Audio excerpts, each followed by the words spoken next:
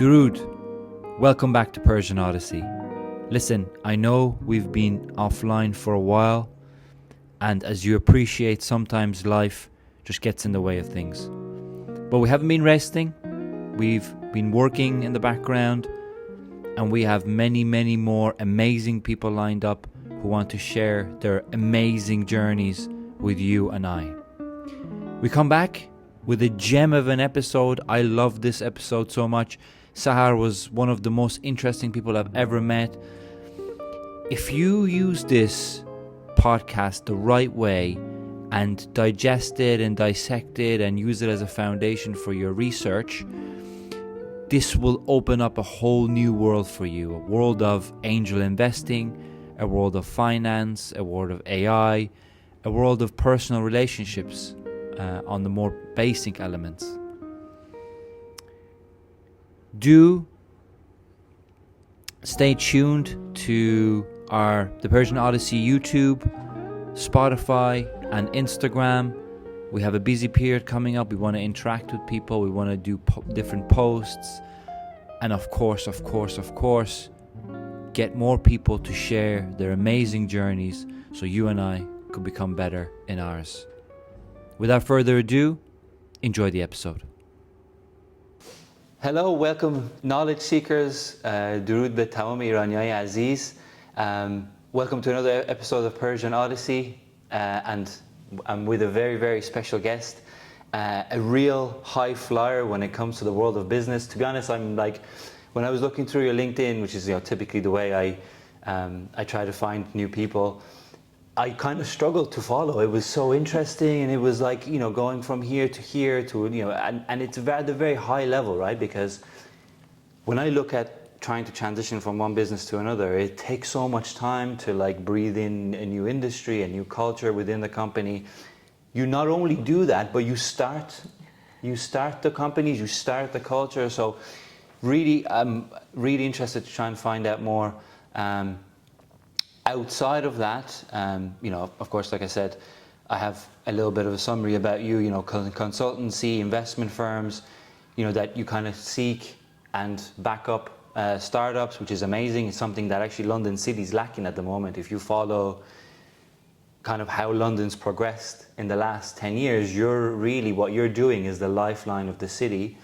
And what's going to take it to the next generation, especially in a topic that you're very, you're active in, which is AI, which I'm very looking forward to talk about.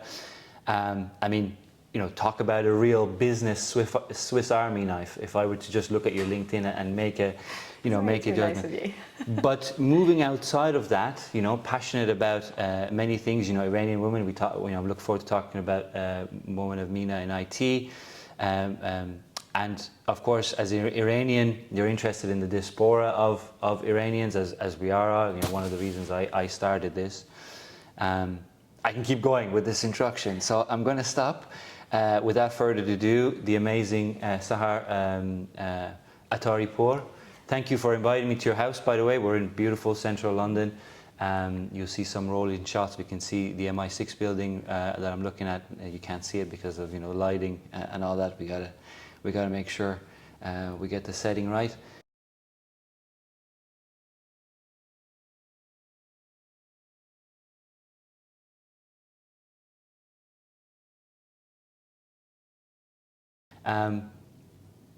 Coming over to you, and I want to kind of go back, Sahar, where it all started. I want to hear from you a summary of your life, and to you, like the highlights. What kind of gave you the step up, not just in terms of the opportunities, but also, you drove a lot of that internally. I can tell it's not an easy thing. You had to push yourself in different directions and, attain different attributes. So I'd love to just get a summary from you and highlights that you think brought you where you are. Yeah, sure. Thank you so much for that. That's way too kind of you. I don't believe I've gotten anywhere yet. It's always you never feel like you are enough. If you're a true Persian, you always think that this is just not enough. I have to do more. Unfortunately or fortunately, for me it has been a fortunate thing that has been passed on to me from my parents. I was born and raised in Iran. I left Iran when I was 25 years old, so that's quite a late stage for immigration, and you know that it comes with its own challenges, because I had even my first degree, I had it back home. I had worked for a few years, and I'd gone through a lot, as so many of us, as you can imagine. I was born during the war. I was raised during a post-war, post-revolution situation in Iran as a woman.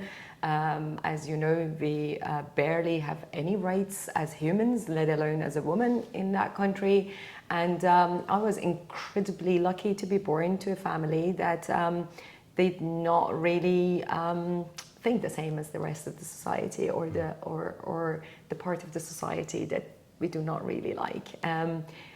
I have two sisters, and my parents were incredibly supportive of all three of us. And sadly, as it is the case for a lot of other Iranians, since we were born, the first memories that I have, it has always been, when you leave Iran, you do this. When you leave Iran, you do that. It has always been a milestone in our lifetime that as soon as you can make that happen, you make it happen. And it's very, very sad for the country, but also, in a sense, I really appreciate the challenges and the opportunities that it has brought to me. It's been an incredible journey. I have moved countries so many times. I have been through, as many of us, through so many challenges in terms of languages, in terms of nationalities, permits, freedom of movement as a human, as an Iranian passport holder for so many years. It hasn't been easy, but it really, I think being born in Iran gives you a certain level of drive and resilience. And having to deal with things that are not normal or ordinary for anyone else in the world, it's very rare. The more I learned the world and the more I traveled, I realized that we have a lot in common with a lot of other nationalities. In very different ways, we have grown certain characteristics that are very similar to each other. And I believe that it's a good thing. For me, it has been my passion, my drive, my resilience, my persistence, the fact that no matter how many lemons this bloody life throws at you, you just find your way, and you get up and you do something else, and you want to do something bigger and better. And I really think this has been all embedded in me, because I was born in a country with so many problems that wherever you look, you need to fix something. And that has been the story of our lives. I like looking back, it hasn't been so long since I left. I'm 40 years old. It's been 15 years. I'm out of Iran, but honestly, it feels like a different person, a different life. It feels like when you're reading a very sad novel, like when you look back to your teenagehood, to your and I had an incredible family and education. And that's one of the things that we will get back to. It's one of the things that I strongly believe in. I've been very privileged even back in Iran, but when you look at it, it's so different and so distinguished in a way that I've got two parts, pre-immigration and post-immigration. Your life is completely divided. But when you look back, you feel like that was a different person in a different world. And then I started my life again at the age of 25. Which is, I have to say, an incredible privilege to be able to start from scratch, because when you are 25, I find it very unfair in Iran that when you are 13, 14, you have to choose what you want to become for the rest of your life. You have to either opt for the mathematics and physics path, or you have to go for the biology and chemistry or the science path. And then you, very rarely people would choose literature and art in the middle, but you are way too naive and young, and more specifically in a country as isolated and segregated as Iran. We knew nothing at that age. We had no exposure to the real world. It was like the internet barely existed. It was such a hard mission to get online on any website. Everything is filtered and proxied and closed, and it's incredibly hard to have a broad understanding of who you are, what you want to do, what is the world about. That is one of the things that I regret the most in my life, is that in Iran, I personally had no exposure to entrepreneurship. Everyone that I knew as the most successful people that I looked up to were people who started their career in one company, as my dad did, for example. He started from like literally the bottom of the pyramid, and when he was retired, he was the second to the CEO of the firm. So he literally grew so much, but in the same firm for 35 fucking years. Did the same, like essentially that was a sign of success. For my parents, even today, it's very difficult to see my path as a successful path, because as you said, it's quite a confusing situation for everyone. But you learn that there are various ways of doing things and doing things right. And we didn't know this when we were that young. You just don't know. So when you move out when you're 25 and you get a new start, and I actually studied business. I did my MBA in the UK back in 2010. You basically realize that, okay, I can actually be whoever I want. This is a new beginning. Incredibly hard, because then you have to prove yourself, and it seems like you were born yesterday. Nobody knows you. You have no network. You speak almost no languages. It's incredibly hard, but also very liberating. And that's the opportunity that I took, and I started essentially due to personal reasons moving around Europe. So I moved from the UK to Belgium. I lived in Antwerp for a few years, then I moved to Milan in Italy, and then I moved back to Belgium, to Brussels this time, and then moved to London 6 years ago. And it's been since then that I've done so many great things that I feel so good about, and I think I owe a lot of it to London as a city. So I think I went way off the path, but that's a very high-level summary. No, that's amazing. I have so many questions, and I was like holding back because you touched on so many interesting topics that I want to like get into a little bit more. Where was your favorite city? Just a quick detour. London is your favorite city? Okay, interesting. Yeah, I love it. I've got two sisters. Both of them live in the US, and I tried once, had an attempt, as probably the majority of Iranians do, to live in Canada. So I got a Canadian PR. I went there. I wanted to stay, and it just didn't do it for me. Like Europe for me, like mainland Europe. So now I'm Belgian. I've lived in Belgium for so many years, and I've been around Europe, living and working a lot. And I find Europe a lot closer to my personality, to my liking. However, the rest of Europe for me is just like, there is a very fine balance between the socialism and the capitalism that I thrive in. And I think London really strikes that balance. Like, I really think that I have the kind of like that part, caring part of me for the society is taken care of, and then that part of me that actually thrives in competition and absolute like ruthlessness also is fed in this country and in this city. And the other thing that is incredibly important to me is that when I moved to London, I had lived in 2 other countries in Europe before that, and I had probably, like, at least not, if I don't exaggerate, potentially not on a daily basis, but definitely on a weekly basis, you would get questions as in, where are you from? I've moved to London 6 years ago. To be perfectly honest, I do not recall once having been asked where you're from.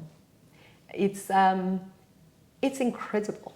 It gives me such a feeling that it really doesn't matter. Who I am today for them is a lot more interesting.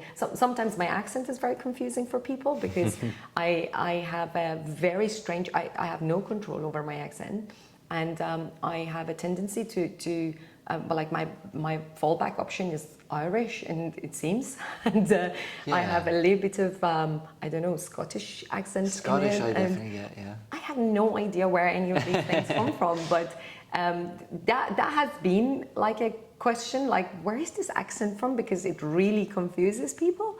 But apart from that, nobody cares. Like, why do I look like this, and why, like, why I am who I am. Like that is something that you realize, that your value like passes a level of, like you graduate from a level and you move to another level, another stage in your being, in your existence, that it doesn't matter where you're from. And this city, I think, has given me that energy and feeling of confidence that, like, when I moved here, and I always wanted to start my own business. When I moved here, I was like, if I don't do it now, I will never do it. And that's how I started my firm, Suzuja. So it's all thanks to London. So I love this city. Amazing. Yeah, I know what you mean. The level of integration of people is like totally different level in London than any other city. I think maybe I've experienced the same in Singapore, but it's very different because it's like you have a lot of Middle Eastern people here, whereas it's more like Asia mixed there. And then Dubai, I think, is the future kind of in terms of the melting pot, and that all coming up to the top. It does. I think London has had it for so many years that it's now filtered to the top. I think you can accelerate that process if you have a better immigration policy, because I don't think any country in the world that I know of has a good immigration policy right now. But that's a whole different conversation. I know. And that is, obviously there are a lot of problems in this country, to be perfectly honest, and as English as it gets. The weather absolutely fucking sucks. It does. It's apart from the problems that you find, obviously, like the politics is complex and difficult, and you can criticize a lot of things in this country. For me, it's just that North America, I can't put it in the same bucket, because Canada I didn't like for different reasons compared to the US. But that's not really the environment. Like I also believe that, may sound a little bit bizarre, but I also believe that in Europe, and more specifically, like probably the whole of Europe, substance matters more than the presentation. While I believe that in the US, presentation is like top priority, and then substance may or may not come after. And that really hurts me in the world of business, like the fact that you say you have something and you actually genuinely believe you have something, while there is absolutely no substance to it. In the US, my filter has to be a lot, like I should be 100% of the times alert when I'm talking to someone doing business in the US compared to when you're doing business in Europe. In Europe, people tend to be more humble, tend to present more facts as opposed to, I don't know, myth or whatever they believe in, or their own personal views. So it's a lot easier for me as a person who sees, analyzes, like I'm very much like an algorithm-driven person. So it's a lot easier to operate for me like to live in Europe and work in Europe. I do work with the US, like the firm that I was working in until a couple of months ago is a US-based company. A lot of my clients, a lot of my investors, a lot of my people that I'm like companies that I'm advisor to are US-based, but I need to have this switch in my mind when I'm basically like dealing with the American counterparts or with the American businesses. You have to obviously consider different cultures, but I think operate a lot better in this environment than anywhere else. And you mentioned Dubai and Singapore. Singapore I've never worked in. I don't have a lot of experience. Dubai, I have had a lot of clients and I've done quite some work there. It's for me, it's still the I would say like the mixture of people and the international attraction of it has improved dramatically over the past years, and I think even post-COVID it has gotten a lot better, because they suddenly wanted to become the hub that everyone wants to go to, and they give all the freedom you want. Like during the pandemic, a lot of people that I knew moved to Dubai just because when they were here they were banned by all the restrictions and lockdowns and no travels and whatever it was. And in Dubai, you could just do whatever you want to. You could travel whatever. And for the greater good, that was not good. But for specific reasons of like personal reasons, that was like a place to be. So a lot of people I know actually moved to Dubai during that period. But I still believe that there is a certain level of Emirati core to that. And then on top of it comes the international layer. Here, to be honest, I don't know a lot of English people. I don't feel like Sadly, which is one of the things that in the campaigning now for the elections comes up very often, is that English people don't believe that they have control over their country anymore, because they believe there are so many foreigners that have kind of diluted the country at a like a beyond their expectations or their liking. But I love this about this place, so I hope these policies don't change in the near future. But again, I'm not rooted anywhere.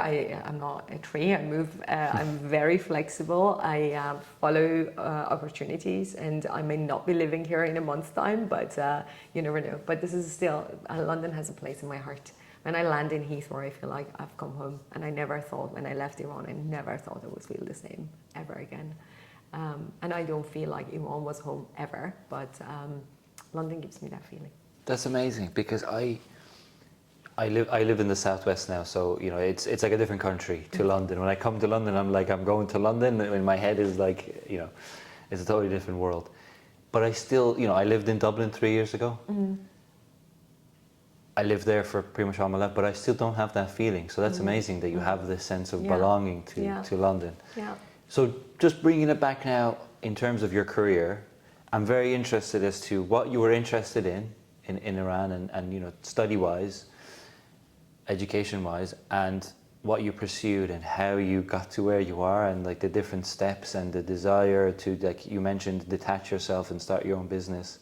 Something that you thought about and then finally actioned, and now, you know, where you are. So I'm just kind of interested in that evolution. Sure. So I started, I went to school in Iran, obviously, and I was my older sister and my younger sister, we all went to this school, which was exceptional talent school. So when you are selected as part of these people who goes to the school, the expectations from you are incredibly high. Like suddenly you are in a cult sort of thing. I still have a lot of debates after, like, I'm 40 years old. We still have a lot of debates with my schoolmates from back in Iran, who are my best friends still to this date. They live around the world. They've done amazing things in their lives, but we still argue and discuss, was it a good thing for us to be put in that situation, or did it just fuck up our entire lives? And we don't have an answer to this. It's just a lot of pressure that is put on you, but also a growth level that I think if you have something in you, your growth is completely accelerated when you are part of this select group of people. My parents, obviously, as many parents in Iran, and I think it's such a cliche, wanted all of their kids to be doctors. And I was the one who, amongst my sisters, I was the only one who did not want to be a doctor. I did always the exact opposite of, I don't wish myself as a kid to anyone. I did the exact opposite of whatever my parents asked me to do, and both my sisters are doctors, obviously husbands doctors, like everyone. I married to a doctor and got divorced, so at least I was the Khanim Doctor for a while. But it's I just didn't want to become a doctor because that's what I was told to do. And I studied mathematics and physics in high school, and then I studied industrial designing in the university, which is actually more like half art, half engineering. So it's practically not even engineering. So it was quite an embarrassment for my family. So it was it's just like a rebellion act on my behalf. Stupid or not, I don't know. I started working already during my bachelor's degree. I was married already. I'm married. It was a marriage of love. It was. I was very, very young when I got married, and so I had to work. So I was working during my studies, and then when I graduated, I continued working in the same firm as I was working before as a student. And I worked with Panasonic Iran, which was essentially a branch of, it was not a branch, official branch, because we couldn't have an official branch, but it was like a Panasonic office in Iran for importing and adjusting redesigning all of their products for the local market. So we used to do essentially everything from like bringing the products and selecting the products, bringing them in, redesigning them, doing surveys, doing like what has to change depending on the needs of the market, and then marketing it, and then like everything, design everything, the whole campaign, everything from the beginning to the end. Now, and I really liked it, but it turned out that I was a lot better on the business side of things and the design side of things after a while, and I was a lot more interested in it. So when I got divorced, and I was in a very bad place for a while, and that was during the Green Revolution, and I was not in a happy place, and obviously not a very safe place, because I wouldn't stay at home, and I wouldn't be quiet, and I wouldn't. So my parents were incredibly worried about all three of us, obviously, but more specifically because I was a little bit more of a hardcore. So it was like there was a push for me to leave Iran, and I wanted to have a fresh start because of everything that I had gone through. And so I decided to do a generic business degree. So I just looked into it, and I thought, okay, I'm going to do an MBA. I moved to the UK, I did my MBA, and there I met my current partner, who's Belgian, and it happened that after I graduated, his assignment was finished here, and he wanted to move back to Belgium, to his home country, and he asked me if I would move with him. Honestly, was not thinking. I had no idea Belgium is a country as big as this, with 3 different languages, and although there are so many different nationalities living in this country, it's so not welcoming for foreigners. And I thought, okay, I knew my partner, I knew his family, I knew his closest friends, all amazing people. What can go wrong? So I moved to Antwerp, and I had potentially, I've been through a lot, as we discussed, but those 3.5 years in Antwerp was probably probably the most difficult years of my life. It was discrimination and racism was at a level that I never thought I would face ever in my life. Like, you would not ever think this day and age you would get such treatment in the heart of Europe. It was really hard for me. But anyhow, I started as an innovation consultant, digital transformation consultant. I worked for startups, scale-ups, and big companies. I had clients from like small startup entrepreneurs, even like single entrepreneurs, to like large corporations in various different industries. And I absolutely loved what I did, because it was always getting into somewhere, whatever the context is, listen to the people, fix a problem. And obviously back then we were trying to be on top of everything, technological advancements and everything that could potentially bring efficiencies and better processes and products and people and companies. So from that moment onwards, I started like trying to always educate myself from like that hottest trends of everything, and try to get a little bit more into the science of them, as well as like not go with the hype of it. So I wouldn't read like CNBC News. I would definitely like get into reading the papers, and which was so unlike me, because as you can imagine, one of the things that I resisted to do in my entire life was to, like, my dad still, like, I've got an MBA, and until like a few years ago, before I started my own firm, he would call me every bloody June and ask me, are you sure, it's not a real doctor, but are you sure you do not want to get a PhD this year? It was not having a PhD is a crime, not being a doctor is an embarrassment. So it was like although I always resisted that and I didn't want to go down that path, I became I adopted a researcher, analyzer, algorithm-driven mindset and mentality. And I started reading papers. I started like trying to learn them, trying to be patient enough to sit and read through 50 pages that I would barely understand 2 pages out of them, but try to get maximum I could potentially extracted from it.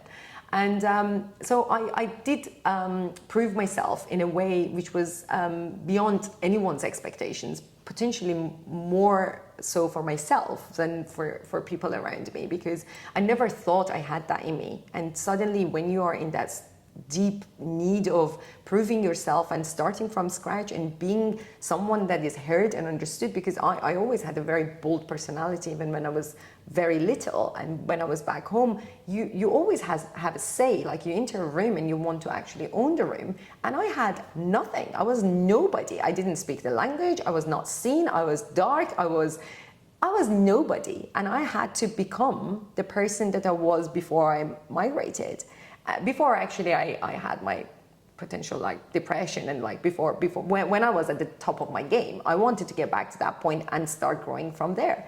And I think I managed to do that despite everything that was going wrong in Belgium for me. And I was lucky enough with my partner, we had to move to Italy for his work again. And when we moved to Milan, it was a new beginning. So in Belgium, I learned Dutch. In Italy, I arrive, and obviously you have to learn Italian. So I started learning Italian, and shockingly, I had learned how to build a network. And without even looking for a job, I was offered a job as a consultant in an amazing company. And the company was like a bunch of, like a group of smaller companies, and then was acquired by a bigger one. And they were doing absolutely amazing things in digital transformation, and as well as like incubating smaller startups. Like one of the most famous companies that they incubated that everyone knows is Depop. And so it was an amazing place to grow and thrive. And for me, I was potentially the only person in that whole firm in the beginning that could present something in English, and they were like, I was the only non-Italian in the whole firm, and so it pushed me to learn Italian a lot faster. Although I still didn't have the confidence to present in Italian. I did participate in meetings in Italian, even phone calls, which was like, I was so nervous the whole night I wouldn't sleep, because in the morning I would have like a phone call in Italian. But it gave me, and the CEO of that firm was one of the people that potentially he doesn't even know, but he was one of the people who was instrumental in my career, in my new me, in the new developments of my life post-immigration. He trusted me and gave me opportunities that I don't think anyone would give anyone who has just arrived with absolutely no... He saw something in me that I don't know how, but it helped me so much. He put me in front of their most important clients, the biggest CEOs and CIOs, and in like the heads of innovation centers, and it was absolutely amazing. Sometimes I was speechless by the opportunities that I was given, and so that helped me grow a lot in confidence in the fact that, hey, I manage this, I can do more. I belong to this room, I belong to this meeting, and it was really a very, I'm incredibly grateful, that's what I'm trying to say. And Italy in general, the culture and the warmth and the welcoming culture of Italy was, for me, was really refreshing at that point in my life. I really, really needed that. And then after a few years there, we moved back to Belgium. This time I obviously refused to move to Antwerp, because that was a trauma, still very well alive. So this time we moved to Brussels, and Brussels is a totally different country. You said like London is a totally different country. In the UK is exactly the same in Brussels. Brussels is not Belgium, it's in its own territory. And so we lived in Brussels. I worked in Ghent, my partner worked in Antwerp, so the commute was insane, but we both managed to have at least a happy life. And I had quite a good career as well. I started as again, digital transformation consultant, but in very specifically focused on life sciences and pharmaceuticals. And that was, again, like the firm I worked for had like 20 biggest pharma companies in the world. And from the very beginning, there were people who saw I could handle things potentially way above my pay grade. And they would love to for you to do that without having the pay grade.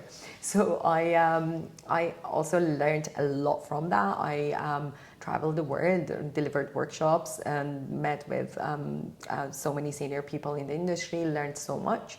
And then I met my future co-founder when I was on a business trip in London. And he was a French mathematician and He had like a postdoc in optimization, and like it was a complete alien world to me. And we started talking about our obsession with decision making and the fact that as a consultant you bring all of these great ideas to people, and most of it just gets completely like dumped somewhere, and most often it doesn't get implemented or executed in the Is it because of certain biases, or it's just because people make decisions based on what they want to think and what they pay consultants to bring new ideas, but at the end of the day what actually gets done is what a person in the position of decision making, in the power of decision making, actually sees fit. So rarely you get to see your project from strategy to execution actually done and like delivered. I was lucky enough to see a few of these things, but it's few and far between. So it was not very common that you see things happening based on data and science and whatever. At the end of the day, decisions are made very human-centric. And I had written my dissertation when I did my MBA on the science of decision making as well. I was really interested in it. And my co-founder had the same obsession, but from a completely different, like from the mathematical background.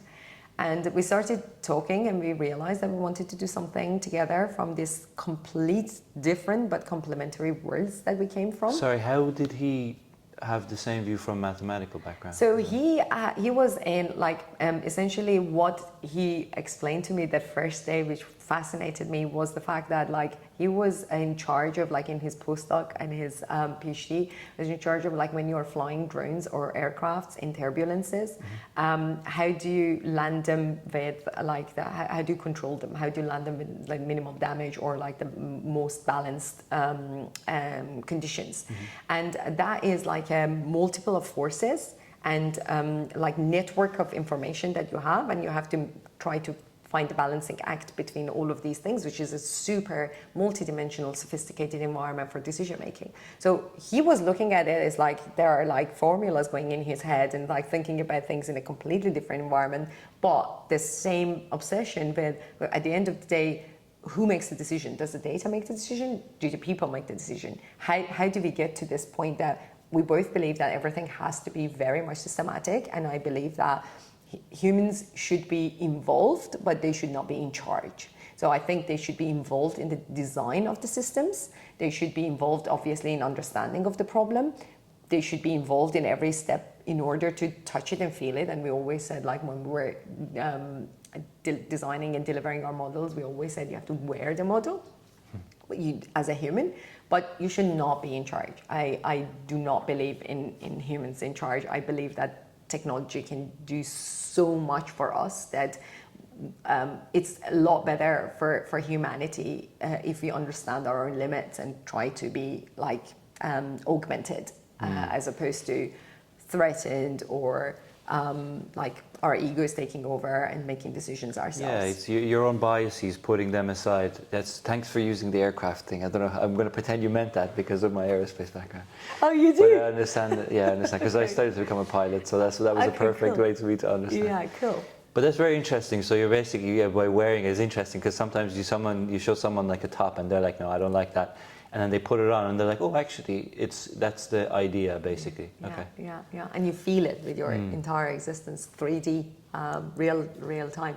And so that was the thing. So I met him. I moved to London a year later, and I was still with my previous firm, and then started, obviously, like we started incubating the technology and the platform. And we agreed, both of us, that because he was in finance and he had like amazing relationships and like his credibility and pedigree was like absolutely second to none. So we were like, okay, that makes sense to get into that entire industry. And he was, one of the things that now occurs to me is that he did not even act, or like he didn't get surprised for a fraction of a second how easily I said, yeah, of course, yeah, it makes sense to do this in finance. Like anyone else would have said, like, woman, like you know, how many things do you want to do in your life? Like how many battles do you want to like it's like every industry is very particular, and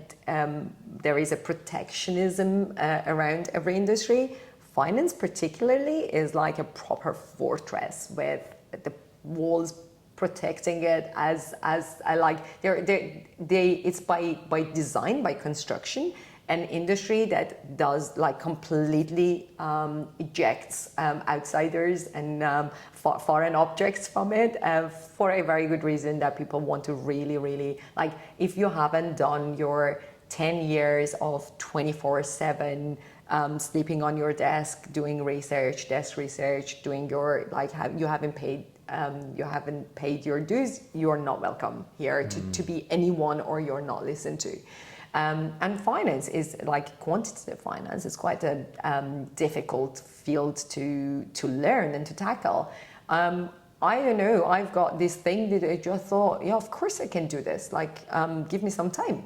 And I from the moment that I met him, I bought this is a hilarious, absolutely irrelevant part of the story, but I bought this waterproof speaker, and I used to take it everywhere with me, obviously, including in the shower, and listen to any and every podcast that was about quantitative investment and the world of investment. And I started learning everything from absolute scratch. Started reading papers, analyzing them, understanding them, trying to solve equations, trying to design models, I did whatever I could. And I can say that I literally graduated from my own degree in a very short period of time, but I devoted with passion and love 100%, if not more, of myself to this cause. And then it was also a huge part of it was AI. So we, back in the days when we were talking about AI, most of our prospects and clients would ask us like, what are you smoking? But back then we had quite a sophisticated ecosystem of using natural language processing for processing text. And we also had a lot of like different types of machine learning models for processing time series and financial data. And we had a lot of other systems that were working together in order to make the whole product work. And it was a decision-making engine. It was a systematic, from the A to Z, systematic automated decision-making engine for finance. And in the beginning, when we started Suzuja and started full-time working on it, in the beginning we used to have two arms, which was our liquid arm, which was on the liquid markets and the public markets, and it was a multi-asset portfolio. But obviously, as everyone who is in the industry knows, until you hit your 3 and 5 years milestones and track record, you are nobody. You really cannot really present anything which has a track record fewer than 3 years. That's not done or understood or appreciated, or to be perfectly fair is not a very fair ground for judging a model if it's that young. So we had to essentially put that to work. So we started trading on it, friends and family money on different platforms, and we started the partnership with Societe Generale very early days. And we started like we were an index provider. We were the data provider, and they were the index calculator and publisher. And then we started building this track record from day one, which was, I think, one of the smartest things we did in this whole journey. And then the other side of the business was on the illiquid private market. So it was like we were serving venture capitalists and private equity investors and CVCs as well, corporate ventures, in order to make decisions also more systematically. And the idea was that I'm still incredibly passionate about, and I still have so much hope that I can make this work, is that it's in the world of private equity and venture capital, the investment opportunities come to the most successful people in the industry via their network. So it's most of the times it's their friends. If that's it's that on that ski trip, it's in this like exclusive event that they go to, and that is where you get the best of the ideas. Network is your net worth. Exactly. Quote And silence. exactly. And they really like that when an investment opportunity comes from someone in your network, you are kind of like it passes already the first test, and then you start doing your own due diligence. And due diligence is incredibly manual and resource intensive and incomplete, inefficient with all caps.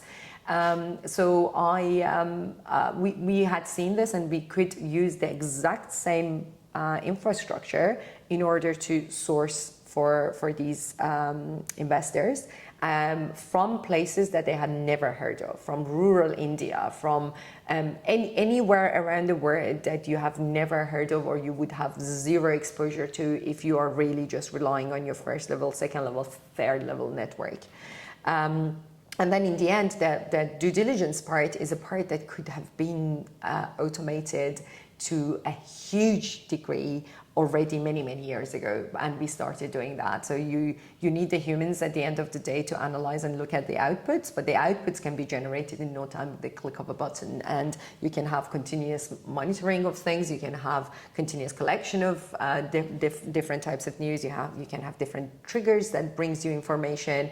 You do not need humans for that, and it's very, very obvious. It's an order of magnitude more efficient and I would say like better, superior results that you get from this.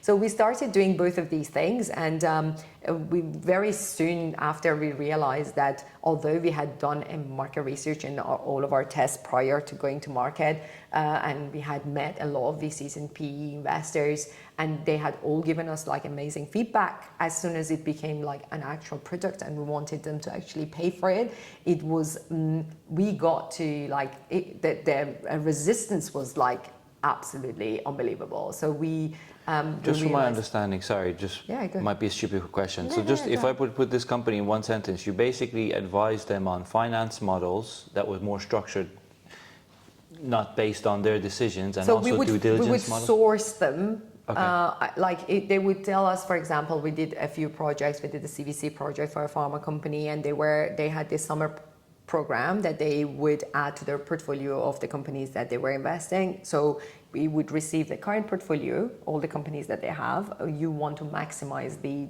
diversification, and you want to maximize the synergies, and you want to, like, there are problems to solve which are very mathematical. So you maximize some things, minimize some things, and you essentially have your short list. But where do you start from this? Like, where is the pool that you want to actually use in order to run these operations of maximizing, minimizing things that you want to do with your current portfolio?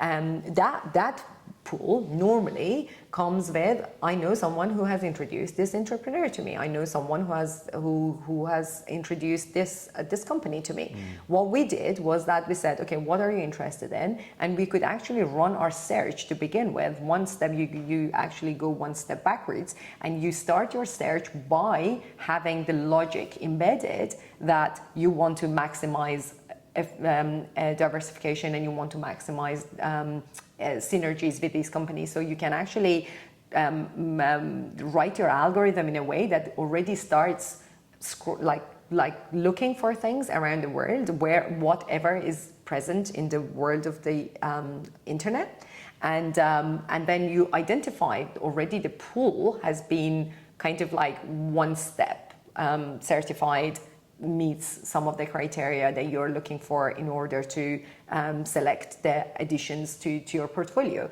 And then these companies were companies and places and entrepreneurs that they had never heard of. So it's incredibly wider and broader reach that is a gold mine. Like, nobody knows a lot of these things, so the competition is zero. So if you do your due diligence well, you are actually having access to deals, the deal flow that is just unique to you. And it's so tailored to your current portfolio and your needs. So it was an incredible offering. And then afterwards, when they would select, and there is still a human, there is still a board, there is still a team that makes this, like, looks at these things. And we would, obviously, you have the company and you have all the descriptions and you have all the material that they provide. You reach out to them, you ask them to provide anything proprietary and IP that they could share. And then you would run due diligence. Due diligence means not only the slides and the documentation that the founder or the of the CEO or the owner of the firm has provided to you, but also anything else, any dirt that you can dig from them, anything that you can dig out from comparable businesses, anything, because you don't, like, we have a notion which is a very like an interesting but very basic notion in the world of NLP, and it's like, is it an exact match or is it neighbors of the thing? So basically it's like, is it the obvious or is it the non-obvious? Is it the exact match means like if you look for a word, you just find that word. If like being the neighbors, it means that it expands in similarity and identifies things that a human brain requires a few minutes to identify what the connection between these things are, but in reality they are connected to each other. So it's essentially, it tries to replicate the cognitive behavior of like a human brain, but even a human brain needs some time to analyze that, and you can do that with those algorithms and with that engine at scale in no time. So that was the whole thing. So you bring all the information, like due diligence, to a level, and then you summarize it and you put the bullet points, risks, opportunities, and nothing is cliche, nothing is repetitive, nothing is trivial. Everything is interesting in these things that you capture, because they are so broad yet focused. You literally define the parameters of this output so precisely, and you get exactly what you asked for, because they are machines, they're not humans. So that was like one of the best things that we did.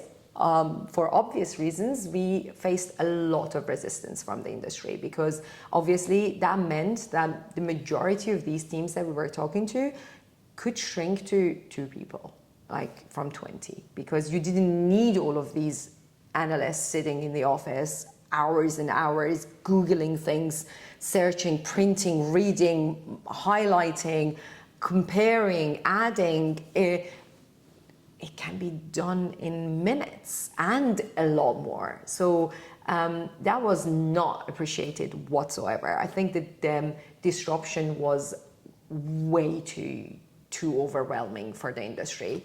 And we always got amazing feedback. We never got like humiliated or questioned, or like people, if anything, everyone would just look at us and it's like, this is way too good to be true. But it was just because back then, when you said AI, nobody had an understanding, or nobody had touched or felt AI. Now we all use AI on a minute basis. So it's a different world, which I'm so grateful to live and see this day. But back then it was just so unfair to me that we had such a great solution, and we had a patentable algorithm that back in the days, now what you call large language models, back then it was not very common or easy, or it was potentially computationally not only expensive but prohibitive in order to consume so much data, because you would absolutely explode and blow up your compute power. And we had this patentable technology that would use some approximations in order to so you would not sacrifice the accuracy of the output, but you would actually get some approximations and make that compute possible within the limits of a company or reasonable price. And what year was this? Because it seems this is 2019. 2019. Yeah. But it just seems so recent. Like if you're, it's first of all, my mind is blown a little bit. So I'm playing it cool a bit. I'm gonna go be doing research for days. But you're building this model that has you have your own IP, so no one can replicate it. You could save all these people running around. You can save all these salaries. So what were the reasons they wouldn't invest in it? So that's the thing. So we had a lot of offers to buy the firm, But because we, like, at that point in time, you know that, like, the fact that we wanted clients because we had so much faith and belief in what we did, that we were 100% sure that we were going to make this a unicorn company. So we didn't get to unicorn status, but we did, like, really, we had, like, I still think, obviously, it was a combination of different, like, it's the situation you end up in is a combination of different forces. And obviously, at that point in time, our aim and the only thing we looked at was that we want clients. We don't want to sell. We don't want our company to be sold. Also for a good reason, because mainly, no matter how valuable your tech is, if you're dealing with the world of VCs, you are dealt with as a multiple of your revenues. And we just didn't, like, we found that ridiculous. So we just didn't, and we did, to be honest, I did have meetings with a few VCs. I'm traumatized by it for life. I'm not gonna, like, I will make a lot of enemies for myself, but it is mind-blowing how difficult it is to find decent VCs who actually value and understand. Like, first of all, they come from an innovator, entrepreneur, operator background, because if you haven't gone through this series of innovation, entrepreneurship, and operation in your life, I just don't even understand why you think you have something to say. So if you have done all of these three, then you have to put your ego outside of the door and come in. And then you have to try to be understanding of and visionary enough to see the value of a company. Just imagine from the, like, each 100 VC going through this process that I have in order to filter them, how many would come out of it is close to zero. So it's like, it's really, really, really rare to find them. Is it possible that they're very system driven, that they have to do these things even though it doesn't make sense in a general, point of view? I don't think they're system driven. I think they are very much, it's a definite, like, herd behavior, obviously. Like, you see that when there is a hype, suddenly every VC is investing. Like, you've seen that in so many different things, like the ride sharing experience, the food subscription experience, Airbnb, all of these things. You see that suddenly and you have seen that all of these businesses are still loss-making, and all of these VCs followed the same path. And it's just, obviously, I have a very different, like, my brain is engineered in a completely different way, but I have my own way of, like, filtering through that thing. And I did meet with a few of them, but I just didn't think that was fair whatsoever, or they would even understand the value that we were bringing. And the other thing is, the huge part of the value of the company is the entrepreneurs you're buying. Having, with the extreme fear of sounding arrogant, having myself with 1,000% dedication, and my co-founder with his pedigree and his intelligence, and the two of us, like, storming together to make something happen, and nothing else mattered at that point in time. Nothing else matters. Our families, our health, our, like, rightly or wrongly so. Just getting these two people on board would have been, like, absolutely precious. And people just don't, like, they start with, like, absolutely crashing you and, like, trashing you, and, like, you're nobody and you're nothing. And I absolutely hate that whole thing. So I strongly believe that this whole industry is going to be very, very, very soon, hopefully, disrupted. I really hope I'll be part of this. And that's another thing that I wanted to discuss with you is I have a newly refound, because I've had this always in me, but I'm a strong believer in angel investment. So that's actually something that I'm doing now after. So back to the days, we grew Suzuja to 3 years old. We had our track record. We went through the COVID crash during this period. So the 3 years track record was way beyond 3 years, because we went through that period of turbulence to a level that you would potentially see it only once in a lifetime. And then we were selling, like, our liquid solutions to investors, ultra high net worth individuals, hedge funds, and we had quite a few investors. And then then we were, at this point, when you pass 3 years, suddenly all the alarms start ringing around the industry, and they are like, there are these new managers on the market, and they are, these are their numbers, this is their Sharpe, this is their drawdown, this is this, that, and you have a bunch of numbers that are now written on your forehead, and this is the capacity of their investment strategy, and then you get absolutely like harassed by all of these people trying to attract you to their firms. And what they want you to be is a pod of investors, and you get some AUM and you become a P&L, and then you have amazing exposure to your upside, and it's a great win-win situation for people who are made to be that person. Sadly or gladly, I am not that person. So I can't be, I'm a person who wants to actually build and grow and deliver value and be part of a much greater thing than just like my own P&L in a pod working for an asset manager. So we refused to talk to a lot of them. We talked to some of them, trauma after trauma. The lessons I learned are absolutely priceless. But I'm not sure if I wanted to see all of them. There were moments that I was talking to people who were supposed to be head of manager selection, and this person is 10 years younger than me, and we are talking on Zoom because most of these things was early days post-COVID, and the guy was like sitting so comfortably on his seat in front of the camera that I literally thought a few times that he was going to fall off from the back of the chair. So I did ask him, like, not that I like could be your mother, but could you just sit straight? I'm concerned by your health and safety. These are the type of people that we had to deal with. They wouldn't even like finish their sentences. They wouldn't even switch on their camera. They wouldn't even.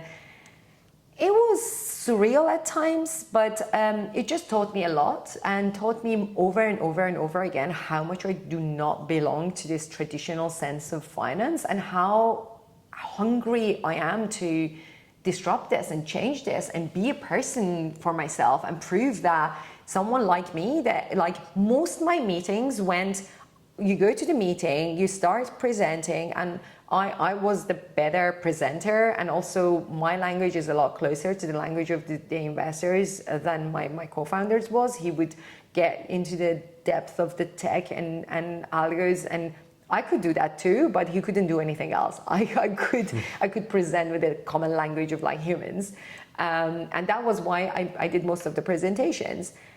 The number of times that I was accused of having memorized everything.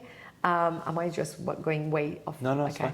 fine. So a number of times I was accused of having memorized everything and like repeating things like a parrot and not understanding what I'm talking about, not believing whatsoever that I was actually the person who had designed and built this model, putting me in CC as the PA numerous times, repeatedly treating me as I was the assistant and had to organize the meeting, removing me from CC because I was not worth their brilliant thoughts that they were disseminating via the email. The disrespect and humiliation was at the level that in the beginning it hurt me, then it was funny, then it was like, okay, what the fuck is this? Stop it, enough is enough. And then it got to a point that it was like, I really have to prove all of these like fuckers wrong. Like I can't just let this be. Like it's not for me, it's for my goddaughters, it's for my next generation, it's for anyone else who looks like me and wants to be a person. I am doing a lot more than a lot of these people in this industry already to begin with, delivering a lot more value for the investor, a lot more transparency. Why is it that I'm the one who is not wanted? It should be the other way around. So at some point we started talking to an M&A advisory firm, and they kind of like smooth talked us to talk to Allianz Bernstein, and they said that they are a very different breed of asset managers, and they you would feel very differently about them if you talk to them. So we started talking to them, and it did come across as it was a very different place, and a lot more intellectual curiosity. That is something that I strongly admire, and a lot more humility, which is something that you would need a lot more of it in this industry. So and a lot of respect for both of us as like the co-creators of what we were selling. So it was, I think, culturally, it came across as the right thing to do at that point. And also, they would give us like access to all the global distribution and like the data, super expensive data that we couldn't afford, or like execution to a level that was institutional grade. And we had a lot of institutional clients who loved what we did, but just by mandate, they could not invest in a company as small as us. By concentration, they could not invest more than X% of the size of a fund. So there are legitimate legal reasons that they couldn't invest in a company like us, and they were just waiting for us to get bigger so they could actually invest. So we thought that was like a really great opportunity to do this, and we did it. And obviously, having gone through all of my past experiences as a consultant, I knew buying a new startup and completely different species of creatures and put them in a big box with all the other like incumbents and try to make that work, the probabilities of success is like minuscule, so it's close to zero. But we thought we could try and we would give our best, and sadly it did not work. It was a very difficult 2 years at Allianz. We had a lot of differences. I'm not allowed to say more than this, but it sadly did not work. And we exited a couple of months ago. So now I have the most amazing entrepreneurs that I'm advising. I am an angel investor. I am super dedicated to the businesses that I'm invested in and I'm advising. And I'm also thinking about how I can get back on disrupting this whole industry in a way that I wanted it.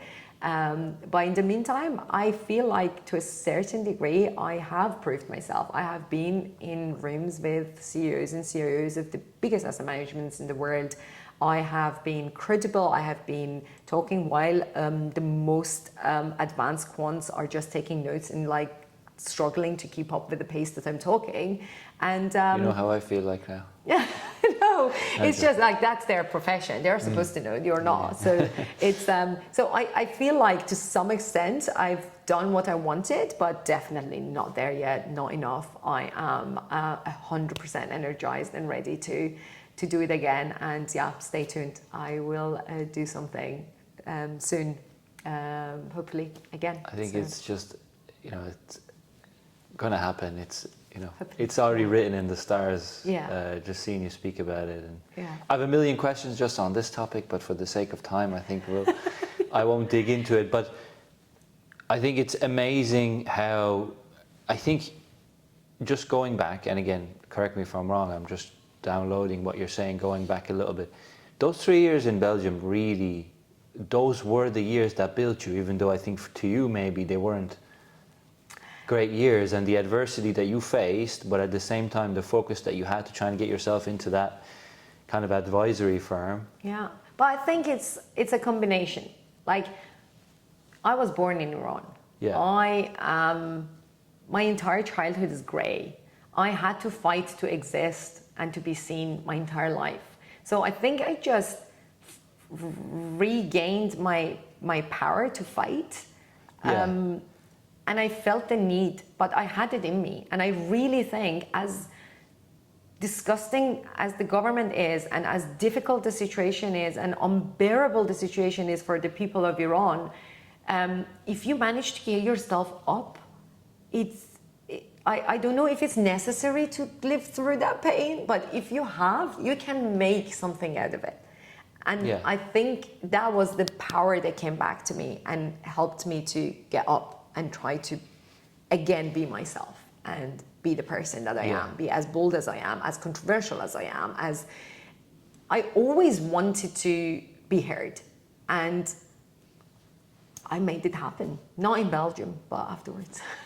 I think you just listening to you speak, I have a lot of admiration for everything that you have. But I do think that was like kind of like a sprinkle of a catalyst into your already like fire that kind of just set ablaze to everything. Amazing career. I don't think I know any more than I did at the beginning, but I have a bit more things to work with. So I'm going to have to be digesting it over the next few days. But just stepping outside of that, you talked about education, and you said that's important. I think you gave me a glimmer, but I just want to know from your perspective, because especially coming from an Iranian family background, my mom to this day, my sister's doing biomed, so she might go that route, but my mom just walks into the living room and just goes, "Hiç konuşurum doktor nashedi." If you don't speak Farsi, it just means she just walks in the living room and goes, "None of you became a doctor." I'm like, okay, hold on, I'll just undo the last 7-8 years. And start again. But I just didn't have an interest in it. But my question to you is, how important do you think education is? Because some people drop out and they become more successful than people with 1,000,000 degrees. But also some people just attain degrees and that's like their hobby, and they don't really reach any success because you don't. And I think as an example, you're a fine example of learning by doing, by getting involved, by going on that call with the Italian people, even though you didn't sleep the night before, right? And just getting into it. How do you think important education is? That was a brilliant way to package this question, because that is the answer to this question is as wide and broad as the diversity of humans. If I had exposure to entrepreneurship when I was younger, I may have not ever gone to university. I would have started something from the beginning when I was 18, and I would have built and tried to build and failed and got up again and learned that way. I don't know. I believe that given the circumstances in Iran, education for us was so vitally important, because that was the only way for us to exist. For people, how the job market is in Iran, there is no prospect of having any career when you're at school. That's the last thing you think about, which is shocking now that I think about it. The number of job fairs and people approaching you at the university when you are here, compared to the fact that I had no notion of what am I going to do when I graduate. In Iran, it's just completely disconnected, to be honest, a little bit dysfunctional situation, right? So I really think, given our circumstances and my background in Iran, is absolutely vital to get educated.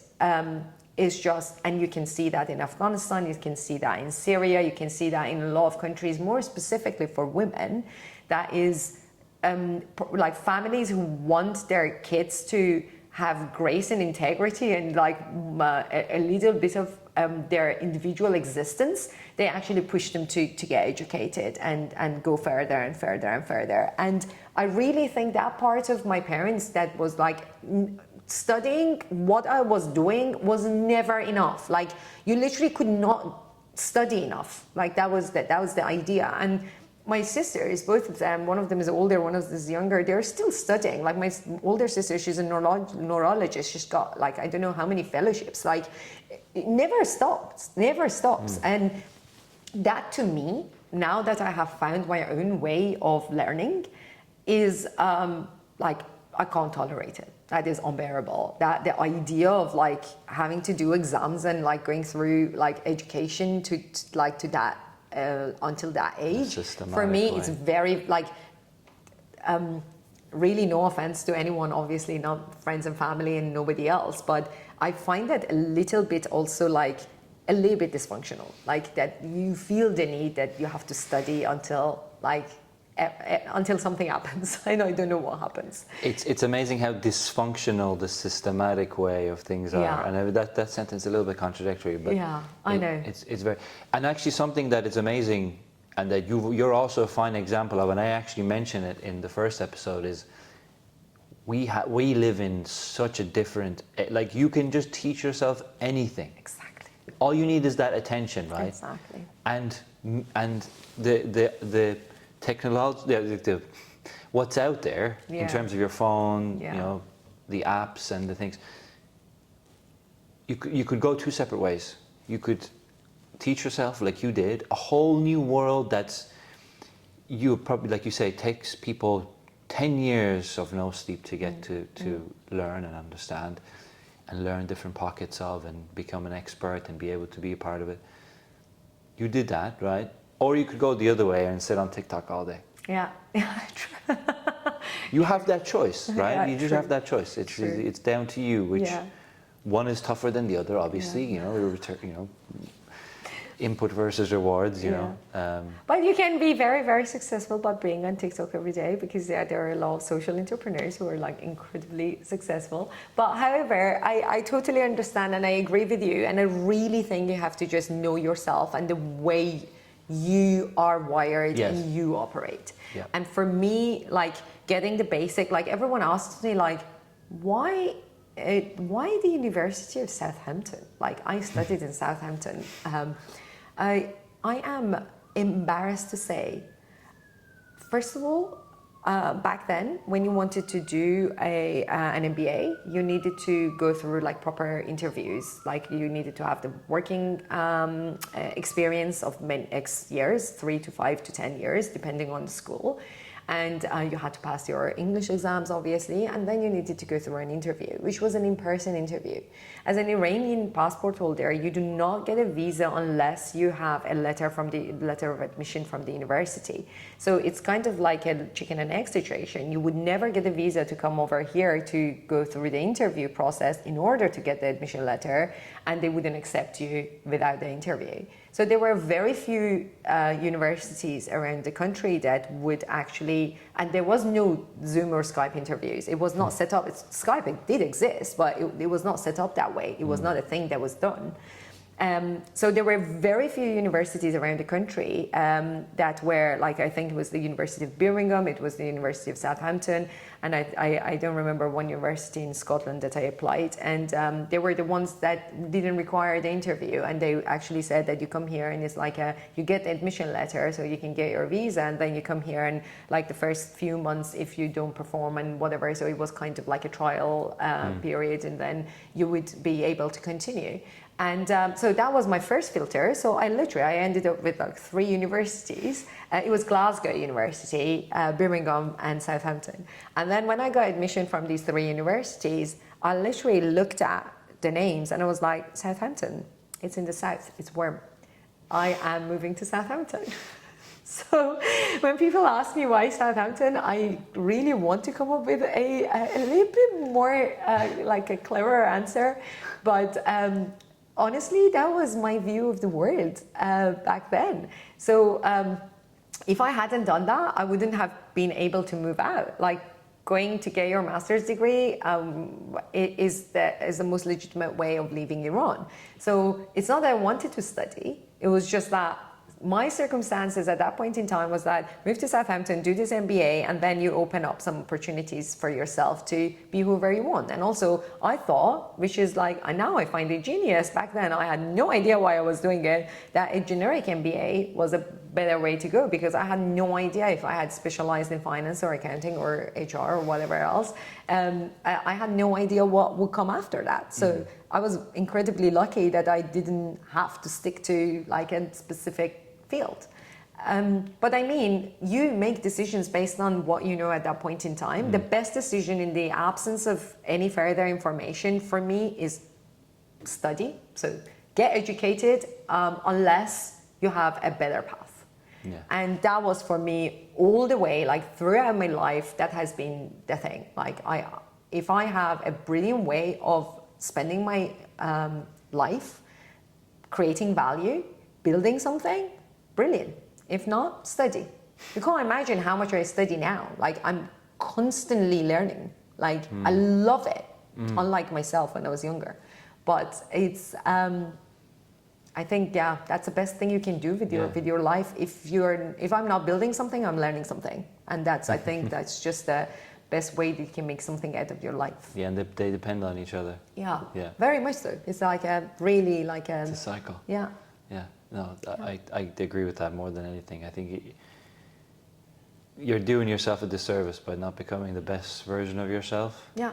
And honestly, like, we are so little in this world. Like, who are we? Like, if we don't even do that, like, I always think I want to leave this world just slightly better than how I found it. So in every sense, like, I'm a strong advocate of like women in finance, women in technology, women, like you mentioned, Womena, which is a women of women in tech, women of MENA in tech, and that's an organization that was founded and run by Sepita Nassiri, an absolutely wonderful individual. You're reading my questions. That was my next thing. Yeah, so she's an amazing entrepreneur herself, and she has founded this organization, and it's run globally by absolutely amazing people. And it's basically like, I got introduced to them. I was asked to go to one of their events and speak as like woman in tech. And for me, being there and like looking at all of this like creative, like super enthusiastic, passionate, hungry Iranian individuals with their faces, like literally the energy you get from this thing, it's amazing. So you just feel like, if I can give this much to any of these people who haven't gone through what I have gone through, who haven't been as probably, I don't know, lucky at times, or they haven't had, because you have to be at the right time, at the right place, and know the right people. We have none of these three to begin with. Like, we start from all the wrong things when we leave Iran. So just, if you can pass on the slightest thing to the next person, I think that's the only way that your life matters in, any shape or form. Is like the slightest thing that matters. But yeah, that's what I try to do. Yeah, amazing. You're not alone in this world. So there are other forces outside of you that you have control over X% of what is happening. You don't have control over the world. Therefore, like, I think consistency and knowing what you're doing is incredibly important, but so is flexibility and agility and understanding the whole macro ecosystem around you. That's, I think, one of the reasons that a lot of businesses go bust is the fact that they miss that macro picture. But yeah, I've got a lot of admiration for, like, 26 years old business means that someone in my lifetime has started something, and look at them now. It's like when you say a company has like 200 years of whatever, or 150 years of whatever, it doesn't resonate that much. But I relate a lot to a company that you say like it's been 26 years. It means someone more or less my age when I started has started something in my lifetime, and wow. Yeah, and they bought different people, so they bought experiences, pockets of experience. That's amazing. That's so impressive. Yeah, for sure. Just wrapping it up, Sahar, it's been very interesting. It's been very eye-opening. I mean, your passion is like unmatched. I have to say, I'm very curious as to where you go and how you will shape the finance industry, and I'm pretty sure you will. I think in your own way you will definitely do it, and I'm very excited to see how. I'm excited to learn more, to understand your impact more, which is interesting to me. Let's go to the Iranian side now, just before we wrap up. I want to get to know about you. You know, how do you connect to the Iranian side? You know, do you like poetry? What kind of food do you like? How do you spend? You know, how do you connect back to the culture? So I have a little bit of, like, I potentially regret a little bit that I'm not more connected than I am to Iran. But like, I've got my parents still living in Iran. I do Persian New Year, obviously, as like, even if it's 3 minutes on FaceTime with my parents and my sisters and brother-in-laws around the world. I try to do my half-sin every year, but I don't always succeed. It's just that being in a household of, like, being the only Iranian, it just makes it slightly more difficult, because obviously, like, the country and the culture we live in, like, Christmas is much bigger than our New Year, but we try. Like, I really try to be connected. As in this year, I actually celebrated the Persian New Year with my sisters and the bigger family, my dad's side, in LA, which was absolutely amazing. So that was the first year since I left that I celebrated with my sisters. And I remembered the feeling and that this like countdown towards the new year, and it all came back because I had entirely like, I think, blocked that part in me. I don't know, when you don't do it for so long and you want to justify yourself, I guess you forget the amazing feeling. Regarding food, I love food. I like, you should see me eating. Like, You don't look like you like food. Oh no, I love food. And when I eat with so much joy that like everyone around me, sometimes like my sister always says, I never want to eat, but when I see Sahar eating, I want to eat. Because I really, really enjoy eating, and Persian food is obviously my favorite, and I love everything Persian, but I love like northern food a lot. I absolutely adore orma sabzi, fesenjun, all the things that everyone loves, but I don't have a favorite. I literally, I almost eat everything. And I love it. Really? Yes. Yeah. Okay. You don't eat it? No, I do. I like it. I like every once in a while. It's a bit, I love it. Like, I can't find it here, so when I go to LA, sometimes people make it. But yeah, I think I'm a foodie. I love food. So that's on the Iranian side. I think that I've gotten that, and I didn't know how to cook until I left Iran. Although I was married in between, so my ex-mother-in-law actually fed us for many years. But I learned how to cook when I left, and I absolutely love cooking now. Like, it's one of my it's absolutely therapeutic. So I cook a lot now. So I even like throw parties, like multiple people. Like last time I cooked for like 30 people, and I cooked Persian food. Amazing. And I love to share the Iranian food with my friends here, because it seems like everyone likes it, so I absolutely love making it, and like throwing parties and having people over, and that's sharing part of me and who I am, in my opinion. So that actually is one of the favorite pastimes that I have, to have people over and host and be the Persian host. So as you can imagine, everything comes with saffron and cucumber and barberries, and so everything like pomegranate malas on everything. So yeah, rose petals, like everyone gets, like, it's such an amazing thing to see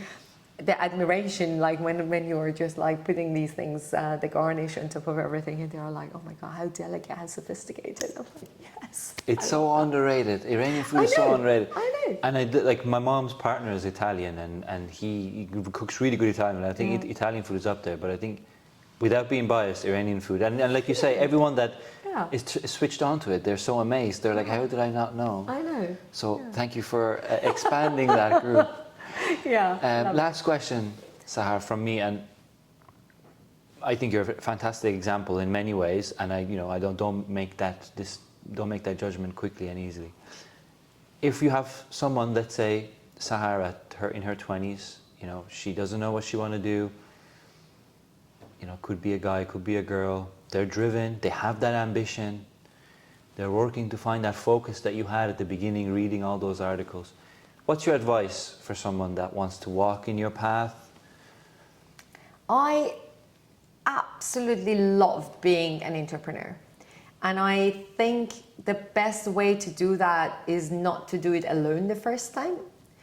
I was incredibly lucky to have found my co-founder and be supported by him, and be like, you have to support each other. There are so many incredibly hard moments and downs in this path that you cannot go through it as a solo person if you're not as strong as a lot of amazing solo entrepreneurs. I'm not that strong. I really needed that partner, especially for your first journey. I recommend that you start networking. Networking is an incredible way to learn new things, get new ideas, expand your world. And I have my own filter for networking. I normally don't go to the most obvious places to network. I normally network in places that nobody thinks like it's a place to meet someone. I don't know if I go for a run somewhere and I just stop somewhere and at a coffee shop and start talking to someone. I have met people that I have invested in afterwards, randomly meeting them at a coffee shop. Or I don't know, like you hear something interesting and then you reach out. One of the good things about me that I have absolutely no shame or no barriers in, like, I reach out to people and I tell them that I admire their work. I don't need anything from them. I just really admire their work. And more often than not, it actually turns into a relationship because I really genuinely want, like, I'm genuinely impressed by them. So it just turns into an amazing relationship. And then you expand your network that way. And it's like, you get to know people via your lawyers, or it's just like very various places. You should always be on the lookout. That's the thing about me. Like, I always want to expand my network to the directions, and I'm quite selective, so I have to be like very convinced that this person is the person that I want in my network. But I really, really look out for it. And I really think if I had done this from my 20s, I would have been a lot further now.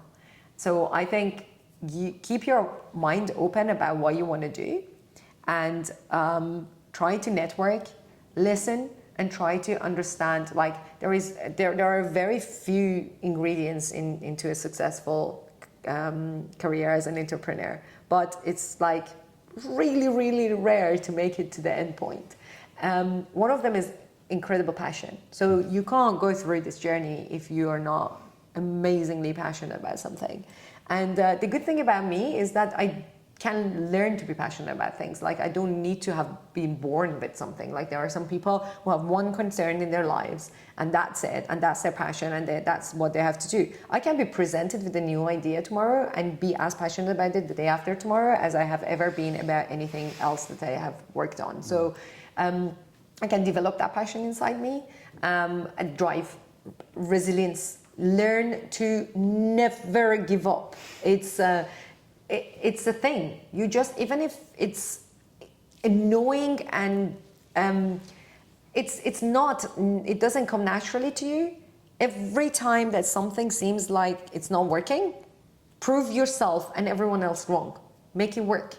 Think differently, do it differently, rewrite the question, do whatever it takes. Just make sure that you can actually mark this as done. It worked. And that's how I've done things. It's not that everything that I've done has worked whatsoever. I kind of like repackaged the problem into a problem that I could solve somehow, and actually break it found down. it. Yeah, and or even redefined it in a way that I could handle it and I could manage it with my current tool set. So that is also very important. And the fact that network, just meet people, amazing people around the world. There are so many ideas. Like, some of the people that I'm advising now on their businesses, sometimes literally after an hour, I just look at them and I'm like, I learned a lot more from you today than I ever have given to you. So thank you for that. Like, why am I being paid for this? Like, I have to pay you. It's incredible how much you learn if you want to learn. So that's another thing that I really think is key. Yeah, another gem. I think especially as we move into a more, world of technology, and even like dating, friendship, everything is just driven by being online. We become less open, which is what you're saying. We're becoming less open to meeting people in the real world, and I think we should all just be conscious of being more and more open. I hardly ever rely on, or never probably rely on, relationships that I've made online. Like, I am on LinkedIn, but I'm really not. I am like barely on any social media. I normally, I still have this old school mentality.